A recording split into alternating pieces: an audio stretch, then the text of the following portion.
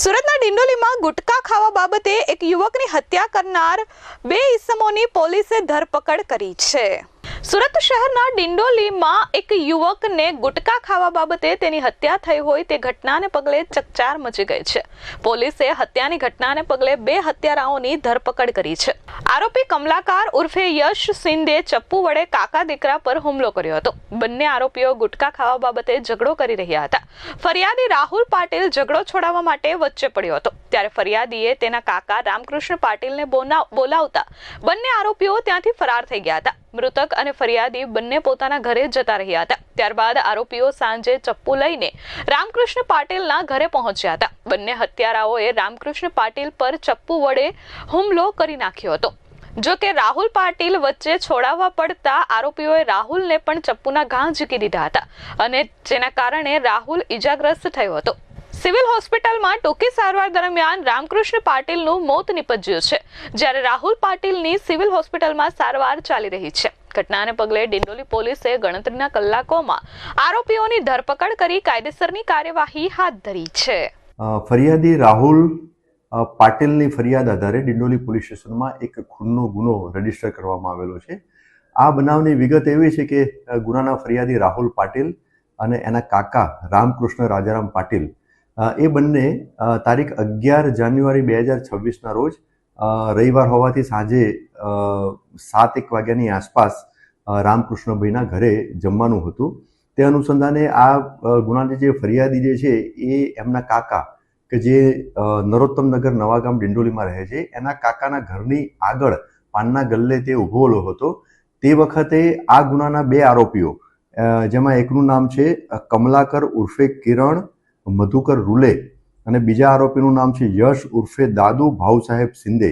આ બંને આરોપીઓ કોઈક છોકરાઓ સાથે ઝઘડો કરતા હતા, એટલે એમને છોડાવવા માટે રાહુલ પાટીલ જે ફરિયાદી છે ગુનાનો એ વચ્ચે પડ્યો અને એના પછી ફરિયાદી સાથે પણ આ આરોપીઓ બંને ઝઘડો કરવા માંડ્યા। એટલે ફરિયાદીએ એના કાકાને બૂમ પાડી અને બોલાવી લાવ્યો।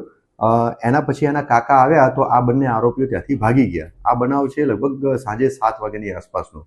ત્યારબાદ ફરિયાદી અને એના કાકાના ઘરે, જે નરોત્તમનગર નવાગામ ડિંડોલીમાં એના કાકા રહે છે રામકૃષ્ણ પાટીલ, એમના ઘરે ગયા અને ત્યાં આશરે 7:30 વાગ્યાની આસપાસ આ બંને આરોપીઓ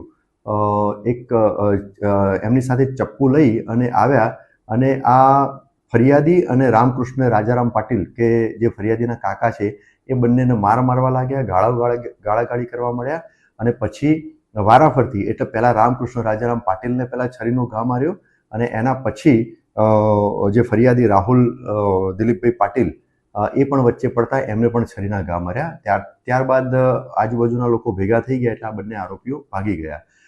આ બંનેને સારવાર અર્થે નવી સિવિલ હોસ્પિટલમાં એમને ટ્રાન્સફર કરવામાં આવ્યા।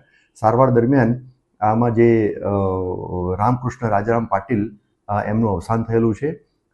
રામકૃષ્ણ રાજારામ પાટીલની ઉંમર 40 વર્ષ છે અને એ એમનો પોતાનો ટેમ્પો હતો, એ ટેમ્પો ચલાવતા હતા અને આ ગુનાના જે ફરિયાદી જે છે રાહુલ પાટીલ એ ટેમ્પામાં મજૂરી કામ તરીકે જતા હતા।